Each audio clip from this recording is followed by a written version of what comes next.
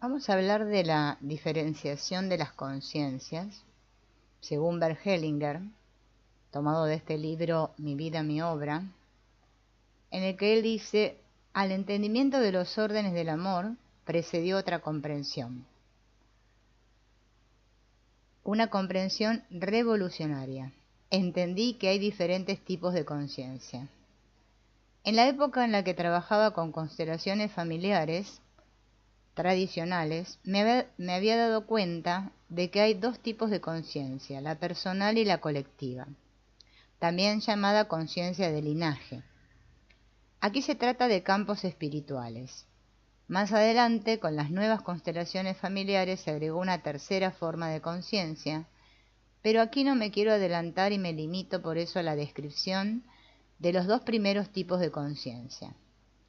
La conciencia personal, que se experimenta como un sentido a través del cual percibimos de inmediato lo que es necesario para que nosotros pertenezcamos a la familia o a un grupo. Es similar al sentido de equilibrio. Ni bien nos apartamos del equilibrio, tenemos una sensación de mareo. La sensación de mareo nos lleva a corregir nuestra postura de inmediato para que logremos nuevamente el equilibrio y quedemos estables. El efecto de la conciencia personal es similar. A ver, esperen que estoy mirando una cosa acá. Ni bien una persona se aparta de lo que es válido en su familia o en su grupo, es decir, cuando debe temer por su actuar, se juega su pertenencia, es decir, empieza a sentir que no pertenece. Entonces, debido a esto, le empieza a venir una mala conciencia.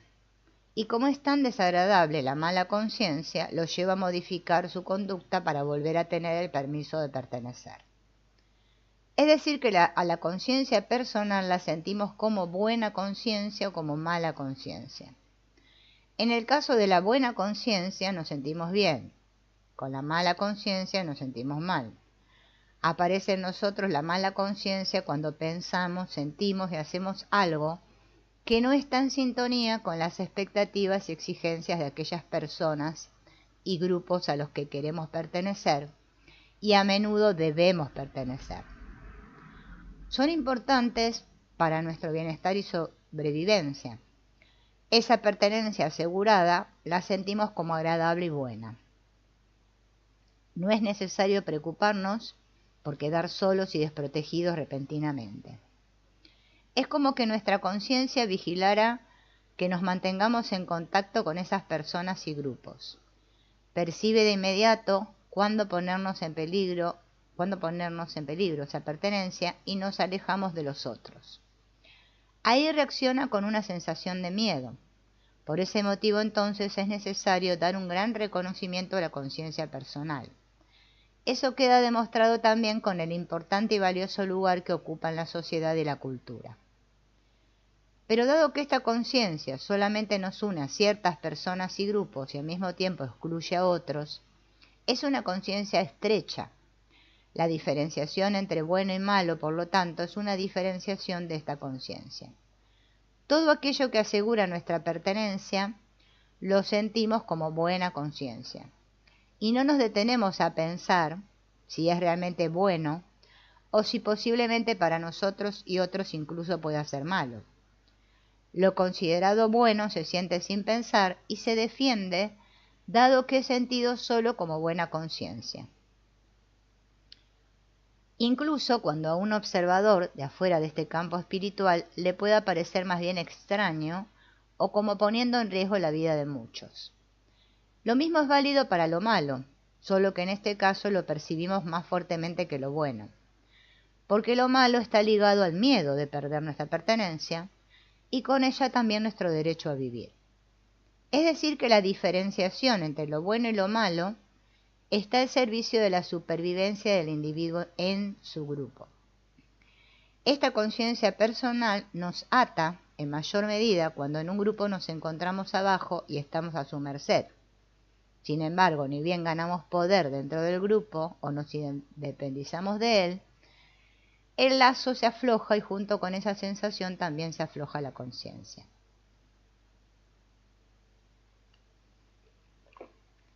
Los débiles son aplicados y permanecen leales porque están atados.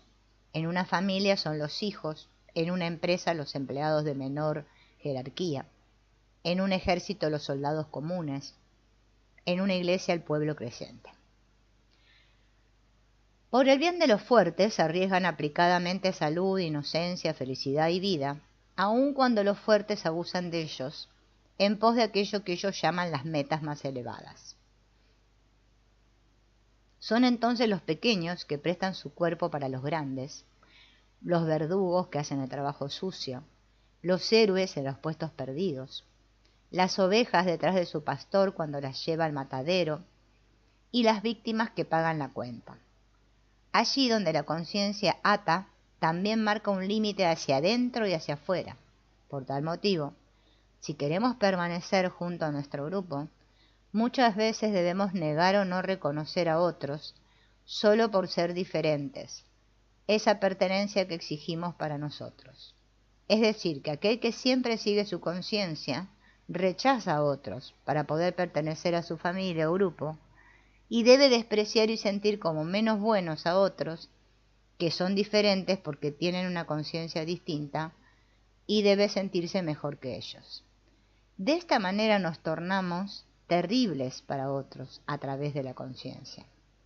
Porque aquello que para nosotros mismos sentimos como la peor consecuencia por una culpa y que tememos como máxima amenaza, debemos desearlo o implementarlo a otros en nombre de la conciencia, la exclusión del grupo.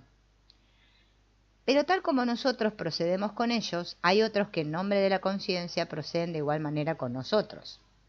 Entonces establecemos un límite mutuo para lo bueno y lo malo en nombre de la conciencia. Anulamos ese límite.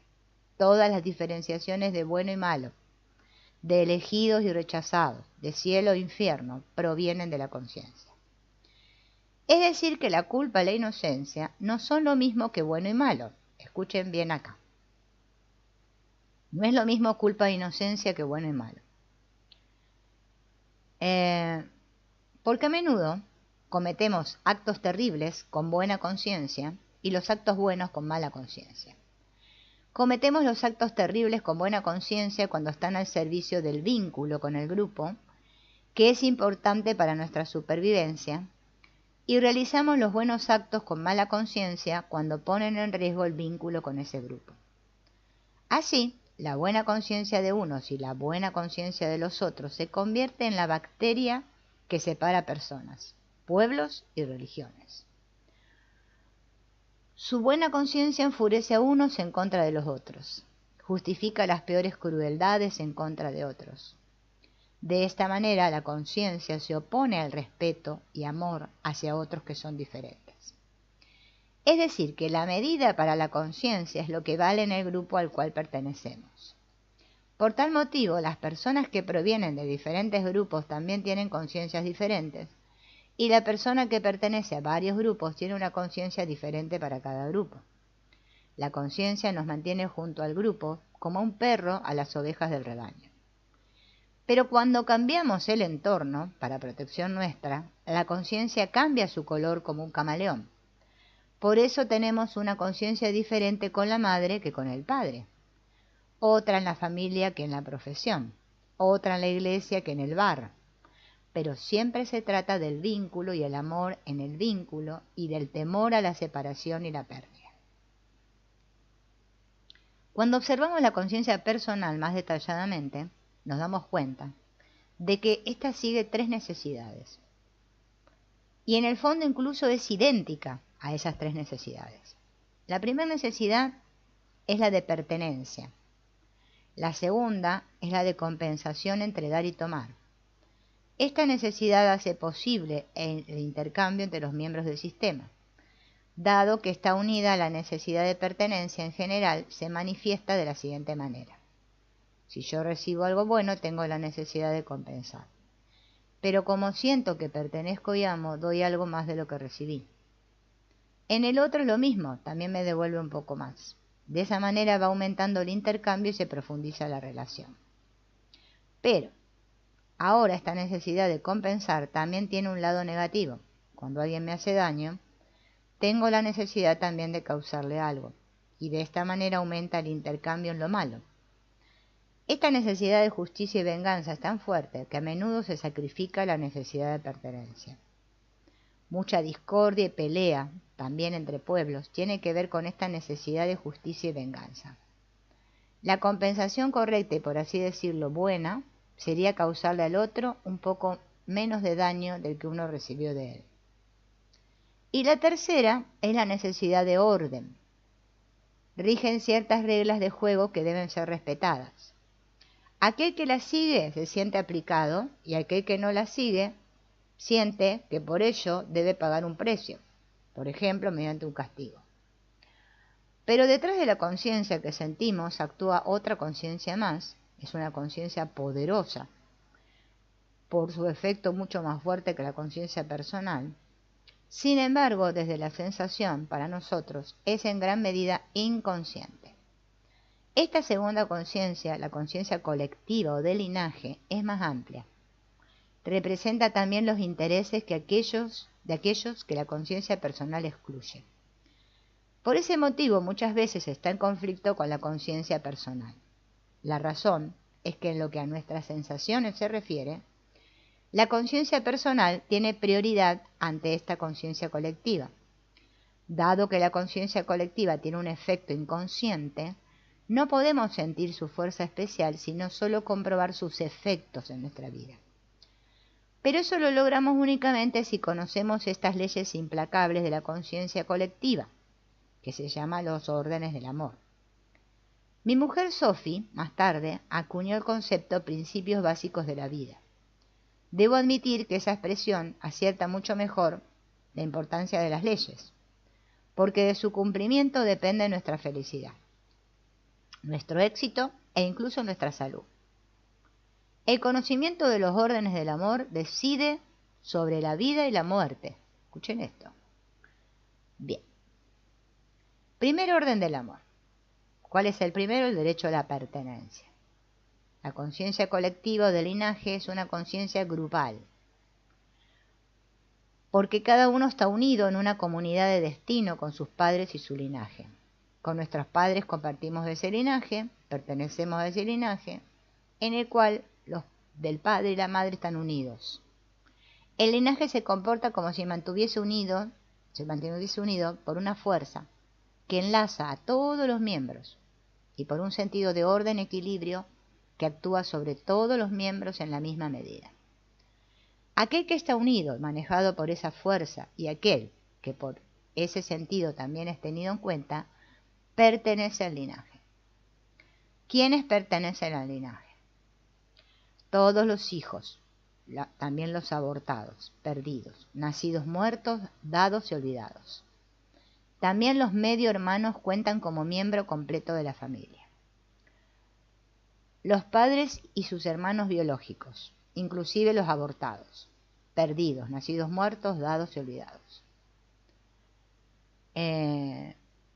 Las parejas anteriores de los padres, los abuelos, pero sin sus hermanos, aunque en ese sentido hay excepciones. En casos excepcionales también parejas anteriores de los abuelos, todos aquellos por cuya muerte temprana o pérdida los miembros de la familia obtuvieron un beneficio y si por esta razón han contribuido a la supervivencia de la familia actual y sus descendientes. Cuando miembros de la familia se hicieron culpables por la muerte de otras personas, las víctimas forman parte de la familia. Eso es válido también a la inversa. Cuando en la familia hubo víctimas de asesinos externos a la familia, los asesinos también pertenecen a la familia. Cuando la familia obtuvo una ventaja por un daño a otro, el que sufrió el daño también pertenece a la familia.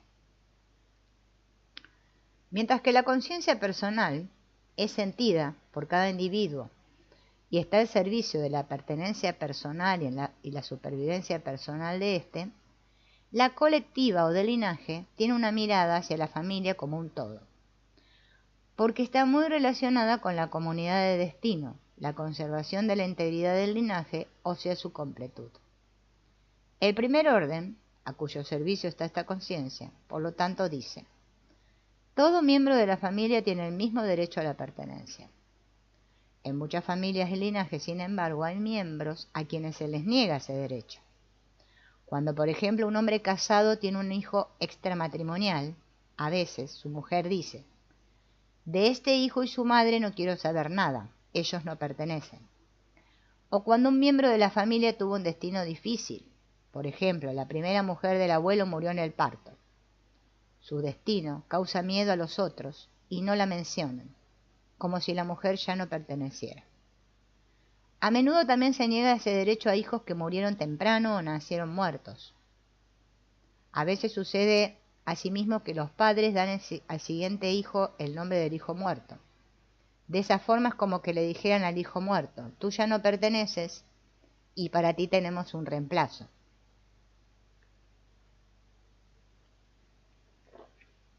Así el hijo muerto ya no tiene siquiera su nombre. Muchas veces también a un miembro de la familia que tiene una conducta discordante, los otros le dicen: tú para nosotros eres una vergüenza y por eso te excluimos. Mucha moral arrogante en la práctica no significa otra cosa que unos le dicen a los otros: nosotros tenemos más derecho a pertenecer que ustedes, y ustedes tienen menos derecho a pertenecer que nosotros.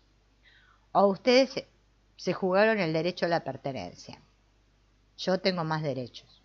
Y malo también significa tú tienes menos derecho. ¿Y qué pasa? Cuando los miembros de un linaje niegan a un miembro anterior su derecho a la pertenencia, ya sea porque lo desprecian, porque temen su destino,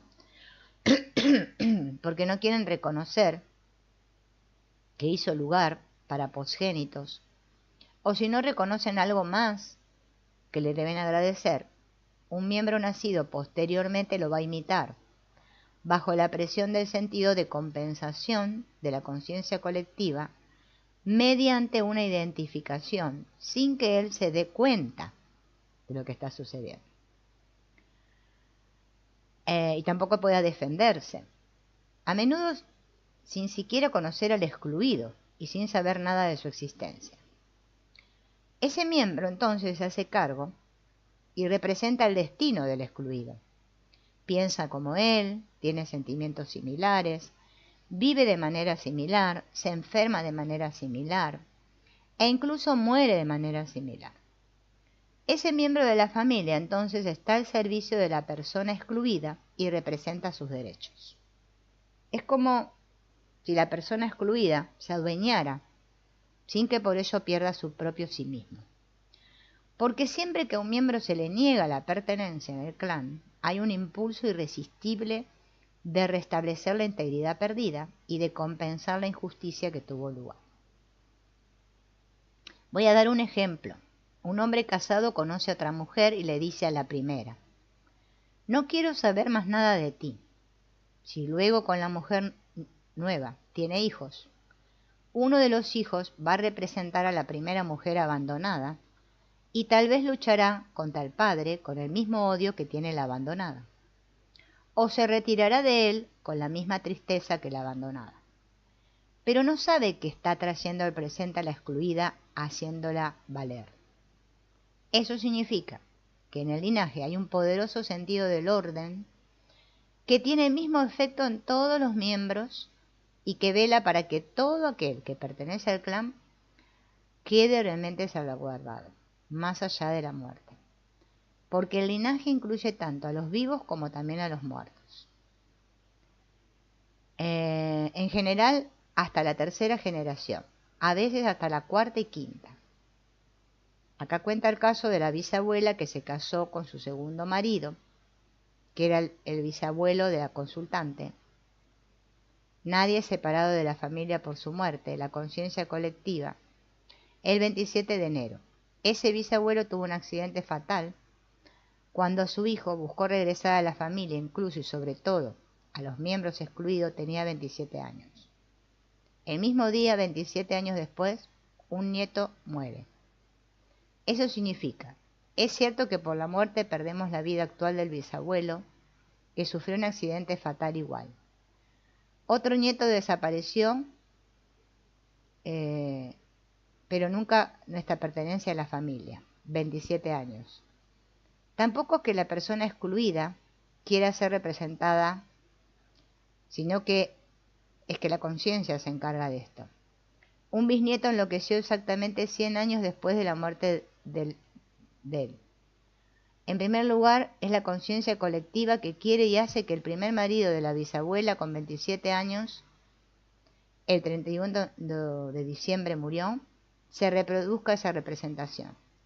Eso es lo que llama una implicancia o enredo. Explica a menudo el comportamiento extraño de un miembro de la familia y que se ahorcó el 27 de enero, el aniversario del casamiento de la bisabuela con el segundo marido.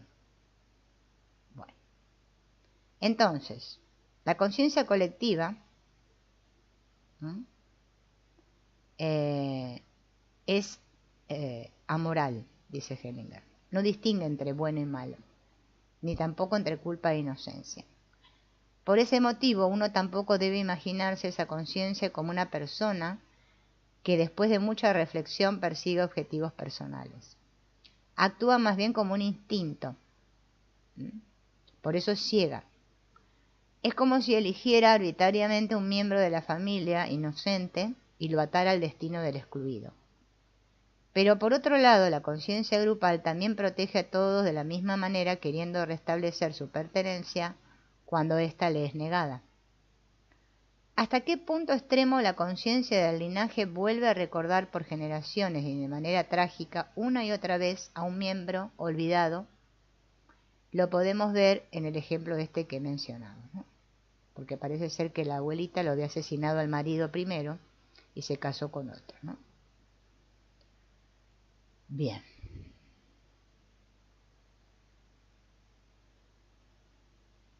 El otro orden del amor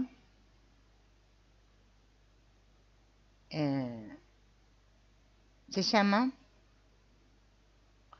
dice, otra de las leyes fundamentales tiene su efecto en la conciencia colectiva. Es decir, vamos a ver qué pasó acá, que me quedó chiquitita. El respeto por los que vinieron primero y los que vienen después. ¿Bien?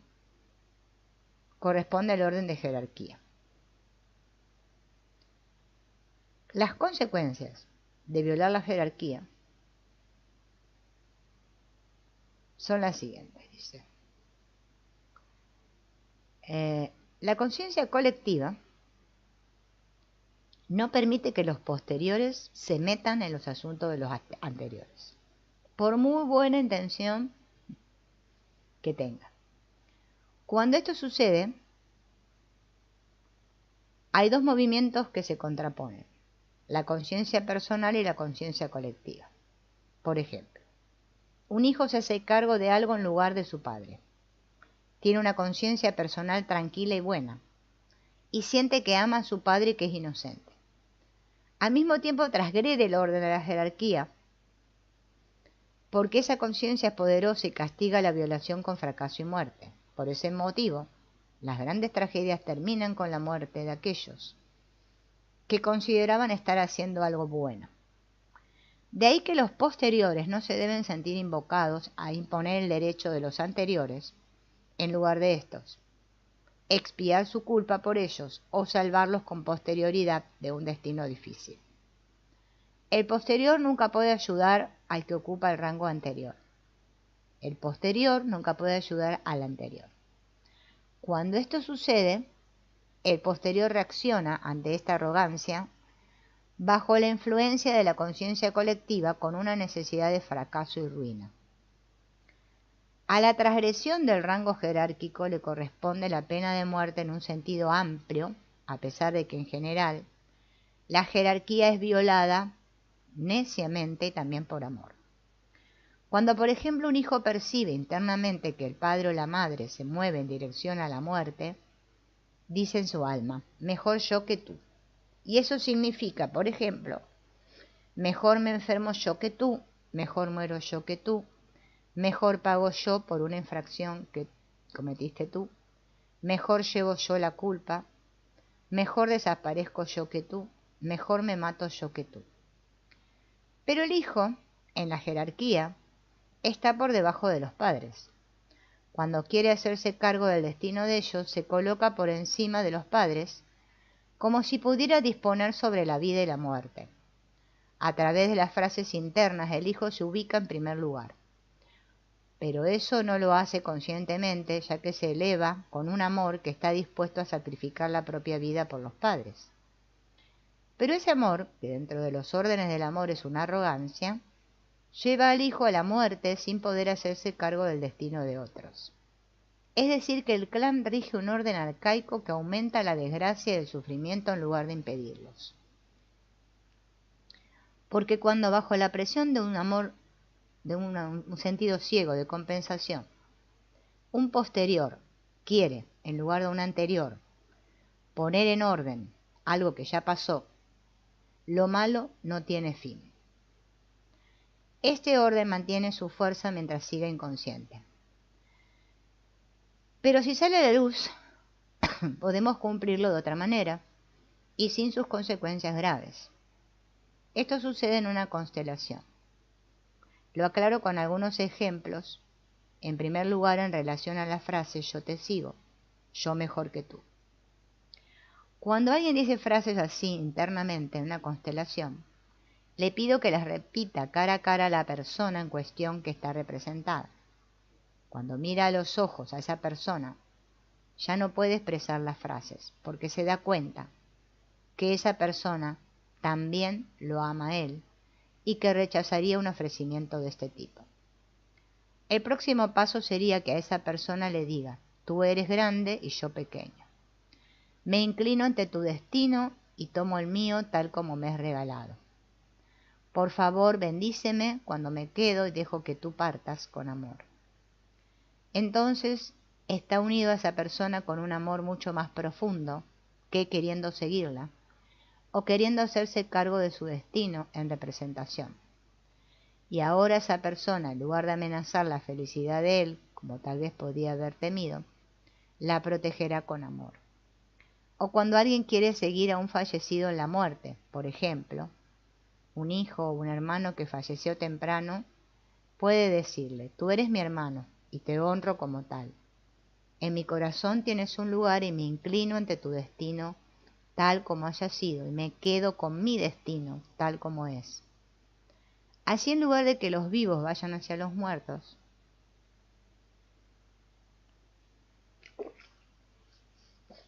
los muertos vienen hacia los vivos y los protegen con amor. O por ejemplo, cuando un hijo se siente culpable porque vive, mientras que su hermano o hermana están muertos. Entonces, se le puede decir, querido hermano, querida hermana, estás muerto, estás muerta. Yo sigo vivo un tiempo más y después también muero. De esa forma cesa la arrogancia frente a los muertos y precisamente por ello el hijo sobreviviente puede vivir sin sentirse culpable. Solo dentro de sistemas cerrados la ley de la jerarquía es totalmente inversa. Aquí lo posterior tiene prioridad ante lo anterior. De esa manera vale. Este es el caso de la prioridad, ¿no? Que la familia actual está antes que la familia de origen. La familia nueva está antes que la primera familia. En este caso, cuando hay un hijo en la pareja anterior, dice acá, entonces el hijo sí tiene prioridad sobre este segundo marido. Por ejemplo, el primer y segundo hijo de la primera familia, en lo que a la jerarquía se refiere, están antes que los hijos de la segunda familia. Es decir, que el que nace primero de esta segunda familia ocuparía el tercer lugar y los hijos siguientes en los lugares que siguen. En una constelación, la transgresión de una jerarquía sale a la luz.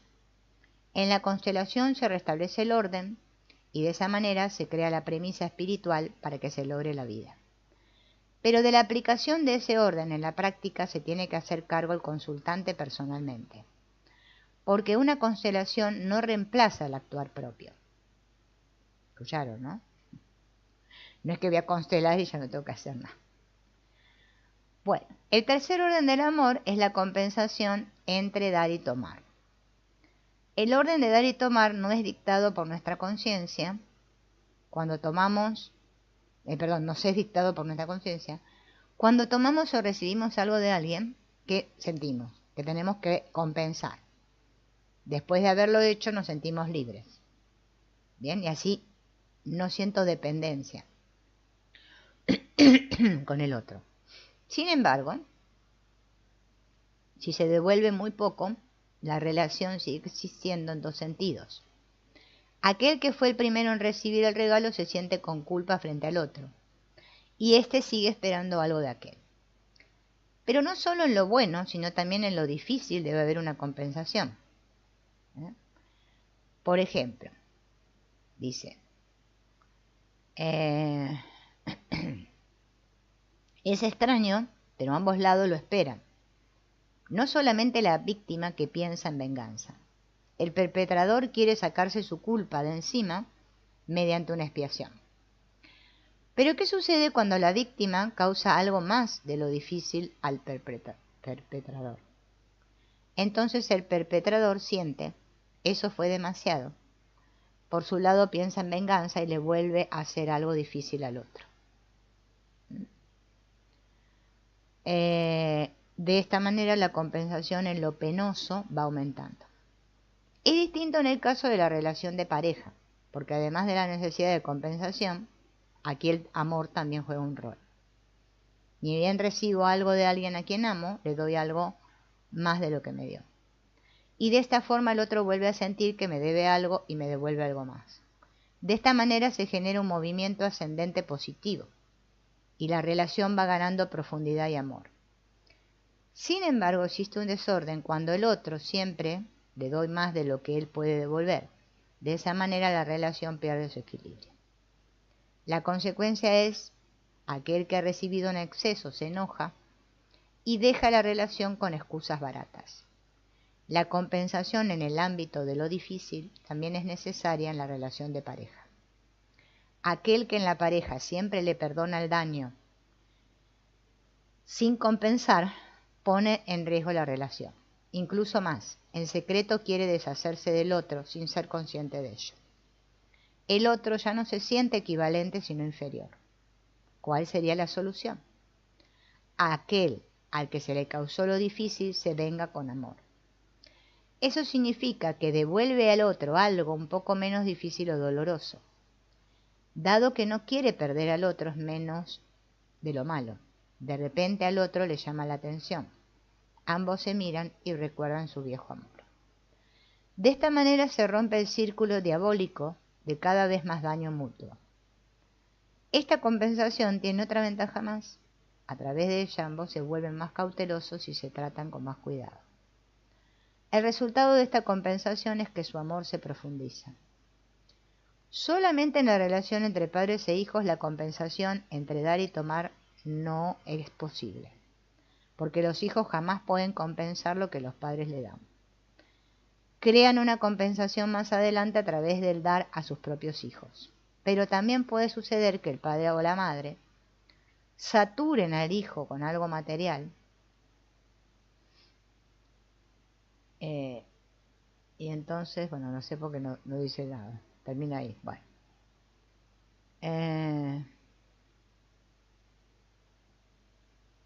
¿Qué pasa cuando pasa esto con los padres y los hijos?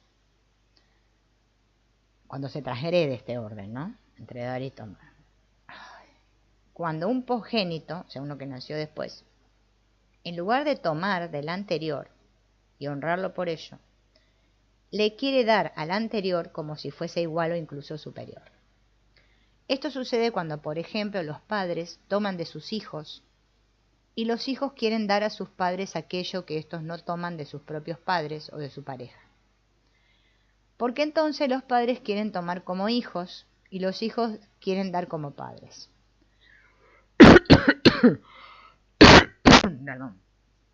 Así el dar y tomar, en lugar de fluir de arriba hacia abajo, debe fluir en contra de la fuerza de gravedad, de abajo para arriba. Pero ese dar, al igual que un arroyo, quiere correr cuesta arriba en lugar de cuesta abajo, y no llega donde quiere.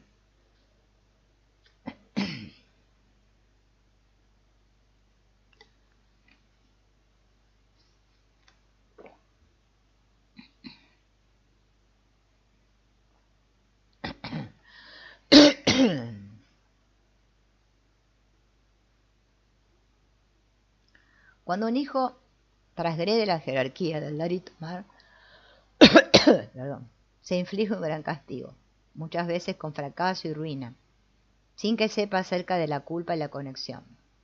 Cuando da o toma lo que no le corresponde, transgrede el orden del amor. No se da cuenta de la soberbia y cree que está bien, pero el orden no puede ser superado por el amor. Porque antes de todo amor, en el alma actúa un sentido de equilibrio que para el orden del amor, incluso al precio de la felicidad y de la vida, procura que exista la justicia y la compensación. Por ese motivo, la lucha del amor contra el orden también es el comienzo y el fin de toda tragedia, y solo hay una forma de evitarla, la comprensión del orden, y luego seguirlo con amor. Comprensión del orden es sabiduría, y seguirlo con amor es humildad. Los órdenes del amor entre hombre y mujer. Cuando un hombre y una mujer se sienten atraídos, a través de ambos fluye una sensación de felicidad y deseo desconocidos hasta entonces. Se dicen, te amo, se unen, se convierten en una pareja. La relación empieza con muchas expectativas, cada uno eleva al otro al cielo. Eso se llama enamoramiento. Uno no está enamorado en el suelo, sino en el cielo, dice Hellinger. Pero este amor es lo suficientemente fuerte como para una unión duradera. ¿Qué saben los dos en la cima del enamoramiento realmente uno del otro, de la oscuridad de su origen, su destino especial y su sino especial? Por lo tanto, no pasaría mucho tiempo y ambos desilusionados caerían del cielo a la tierra. El otro es diferente de lo que se había pensado. Entonces tal vez aparece la próxima pareja y al enamorarse comienza de nuevo. Esto se llama ilusiones del amor. Algunos también están convencidos de que existe la pareja ideal. Pero ¿qué pasaría si uno tuviera una pareja así? Entonces uno mismo ya no necesitaría hacer nada, ya que el otro sería a cargo de todo. Es decir, que con la pareja ideal uno volvería a ser un niño o una niña. Pero por suerte la pareja ideal no viene nunca y tenemos que conformarnos con una pareja común. El verdadero amor se mantiene en el suelo, se mantiene abajo. Cuanto más está en el suelo, en la tierra, más profunda su fuerza. Entonces miramos a la pareja tal como es, sin el deseo de que sea distinta. Asentimos a su riqueza y a sus límites. Este es el comienzo de la felicidad. En lugar de yo te amo, decimos yo te amo y amo aquello que nos guía a ti y a mí. De esa manera los miembros de la pareja son guiados a otra amplitud y profundidad. Ya no se miran solo a ellos mismos y su deseo, sino que miran algo que va más allá de ellos. Aunque todavía no puedan comprender lo que esa frase les pide, lo que esa frase les regala, qué destino viene a cada uno individualmente y a ellos en conjunto. Es cierto que algunas parejas consideran su relación de pareja como un acuerdo, cuyos objetivos son fijados discrecionalmente y cuya duración u orden, según humor y bienestar, pueden ser predeterminados, modificados o anulados por ellos. De esa manera entregan la relación de pareja al libre albedrío y antojo. Entonces reconocen, tal vez cuando ya es tarde, que en la relación de pareja rige un orden al que tienen que someterse. Cuando, por ejemplo, uno de los miembros de la pareja deshace la relación desconsideradamente y con liviandad, a veces muere un hijo de esa unión, o termina con su vida como si tuviera que expiar una gran injusticia. Porque las metas de una relación de pareja no nos predeterminan y exigen, si pretendemos lograrlas, constancia y sacrificio. Alguna vez había notado una reflexión al respecto. El amor llena lo que el orden abarca. El amor es el agua, el orden el cántaro. El orden centra, el amor fluye. El orden y el amor actúan en conjunto. Así como una dulce canción se entrega a las armonías, así el amor se entrega al orden. Y así como el oído solo con dificultades se acostumbra a las disonancias, aún con explicaciones pertinentes, así también nuestra alma tiene dificultades para acostumbrarse al amor sin orden. A este orden algunos lo tratan como si fuese solamente una opinión, que uno puede tener o cambiar a discreción, pero nos es predeterminado. Actúa aún sin nosotros comprenderlo. No es pensado, se lo encuentra. Nosotros lo deducimos, al igual que sentido y alma, por su efecto. También en la relación de pareja actúan leyes que deben ser cumplidas para que la relación se logre. Así, por ejemplo, la renuncia al orden del amor entre hombre y mujer comienza ya en la infancia. Porque para ser hombre, el hijo debe renunciar a la primera mujer de su vida, o sea, la madre. Y para ser mujer, la hija debe renunciar al primer hombre de su vida, o sea, el padre. Por ese motivo el hijo debe salir pronto de la esfera de la madre e ingresar en la del padre, y la hija salir de la esfera del padre y pasar a la de la madre. En la esfera de la madre el hijo a menudo solo logra ser soltero y transformarse en el héroe para las mujeres, pero no logra ser hombre. Y en la esfera del padre la hija a menudo solo logra ser señorita y amante, pero no mujer.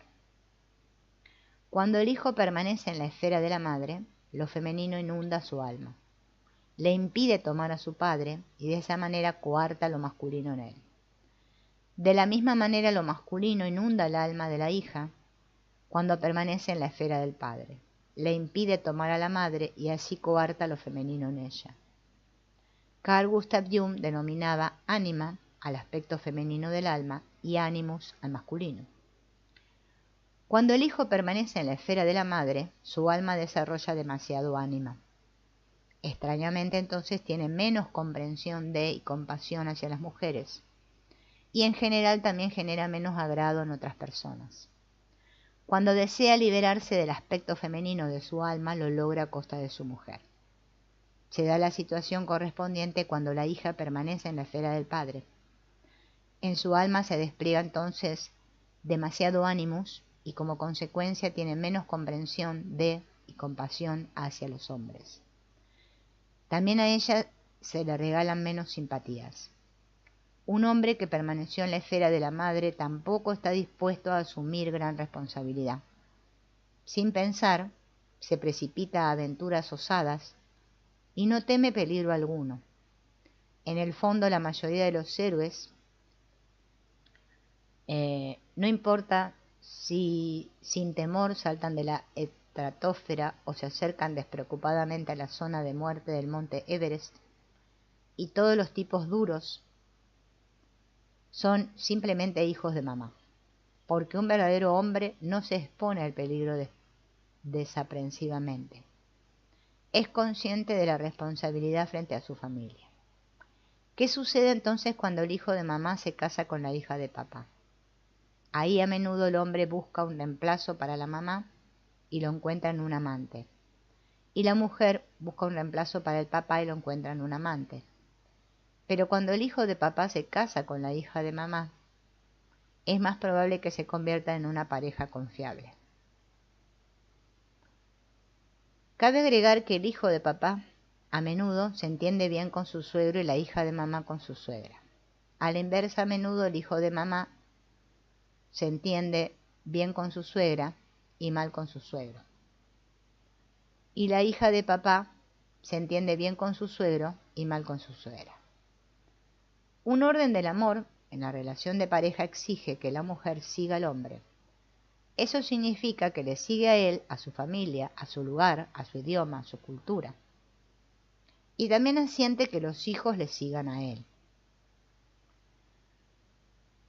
No puedo fundamentar este orden, pero en su efecto se muestra como el camino correcto. Solo hay que comparar familias en las que se da esa forma con aquellas en las cuales el hombre sigue a su mujer y los hijos siguen a la madre. A veces los matrimonios así fracasan porque el hombre abandona la familia. No obstante, cuando en la familia del hombre hay destinos difíciles o enfermedades, es adecuado tanto para él como para los hijos, y sobre todo es más seguro, si ingresan en la esfera de la mujer y su clan. Como compensación de que la mujer sigue al hombre, el hombre debe estar al servicio de lo femenino. También eso pertenece al orden del amor entre hombre y mujer. Servir desde el corazón es la más profunda celebración de la vida. Eso significa que servimos de manera tal que llegue al corazón del otro, que por nuestro estar al servicio, su corazón late más fuerte, junto con nuestro corazón al mismo ritmo de la alegría. ¿Y qué significa aquí servir de manera que a un otro le cause alegría? Significa estar con el otro y para el otro, simplemente estar con él, sin hacer nada especial. El solo hecho de que el otro sabe que yo estoy, lo hace feliz. En segundo lugar, servir significa al otro le regalo algo mío que él necesita para su vida y la cotidianeidad de su vida. Y a menudo es tan solo una buena palabra, un pequeño gesto. O hago algo por él por cuidado. Hago algo por él y me ocupo de muchas maneras de él. En tercer lugar, servir significa emprender algo en conjunto, algo que a ambos les causa alegría. Por ejemplo, celebrar juntos una fiesta. También significa estar al servicio de una causa juntos, en general, en primer lugar, de los hijos, pero también de vecinos y amigos y personas en situación de necesidad. Hay que tener en cuenta, sobre todo, a quién servimos con nuestro estar al servicio. ¿Quién ocupa el primer lugar cuando servimos? ¿Es el otro o somos nosotros los que vamos en primer lugar? ¿Nuestro corazón late por el otro o late en primer lugar por nosotros? A través de nuestro servir buscamos tal vez convencer al otro de una causa en la cual él y su asunto pasan a un segundo lugar. Una forma de servir que es útil a la vida sirve en primer lugar al otro y a aquello que él necesita en estos momentos para su vida. En ese sentido, nuestro servicio continúa siendo discreto. Estamos, si él nos necesita, y lo dejamos libre si su camino va en otra dirección. Para lograr una relación de pareja, los órdenes del amor entre hombre y mujer no deben ser idénticos a los que rigen entre padres e hijos. Cuando, por ejemplo, uno de los miembros de la pareja busca amor incondicional en el otro como un hijo con sus padres, se espera una seguridad que solo los padres pueden dar a sus hijos, y eso lleva a una crisis en la pareja. Porque al final, de la cual aquel de quien se esperaba demasiado se va. Pero un miembro de la pareja también debe irse cuando se le dice: sin ti no puedo vivir. Si tú te vas me mato. Esa amenaza es una imposición que entre adultos equivalentes es inadmisible e insoportable. Pero cuando un hijo dice algo así a sus padres es adecuado, porque sin sus padres realmente no puede vivir. También se manifiesta una transferencia inadecuada de un orden de la infancia a la relación de pareja cuando uno de los miembros le da al otro en la medida que lo hacen los padres a su hijo. Este es el caso, por ejemplo, cuando durante el matrimonio un miembro de la pareja le financia el estudio al otro. Aquel que ha recibido tanto del otro ya no puede lograr una compensación entre el dar y el tomar, por lo tanto ha perdido su paridad. Dado que no lo aguanta, en general después del estudio abandona la pareja. Bien. Por eso es importante reconocer que son iguales. Cuando la mujer trabaja y el hombre permanece en la casa, por supuesto la mujer es quien ocupa el primer lugar. En ese sentido, en el entretanto, cambió mucho. Hoy día el hombre y la mujer en lo que se respecta a mantener la familia a menudo son pares. Sin embargo, en general en la casa la que manda es la mujer, no porque sea mejor. Más bien tiene otra fuerza, ella es quien mantiene unida a la familia. Las mujeres comprenden mejor lo esencial y saben qué es importante en el momento. Eso debe ser reconocido. Cuando el hombre se encuentra a la derecha de la mujer, ella confía en él y se siente protegida por él. Cuando el hombre se encuentra a la izquierda de la mujer, él se siente menos responsable. Él se siente como el pequeño.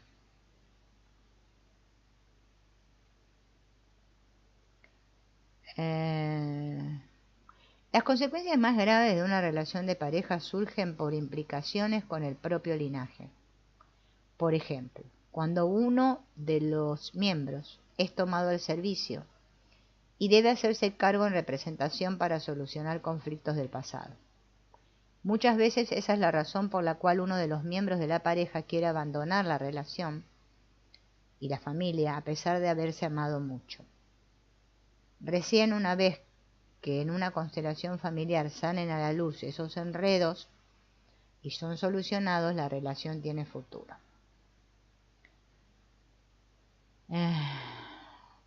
Bien.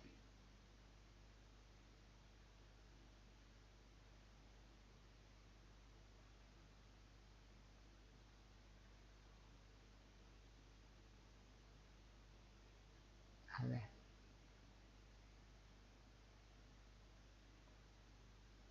La primera palabra mágica que hay que decirle a la pareja, dice Hellinger, es sí. Luego sigue la segunda palabra, por favor. Por favor, apóyame en mi evolución. Apóyame en mi camino propio. ¿Qué cambia en el alma simplemente por esas palabras, por favor? Abren el corazón y permiten que el amor fluya. La tercera palabra es gracias. Bien. Bien.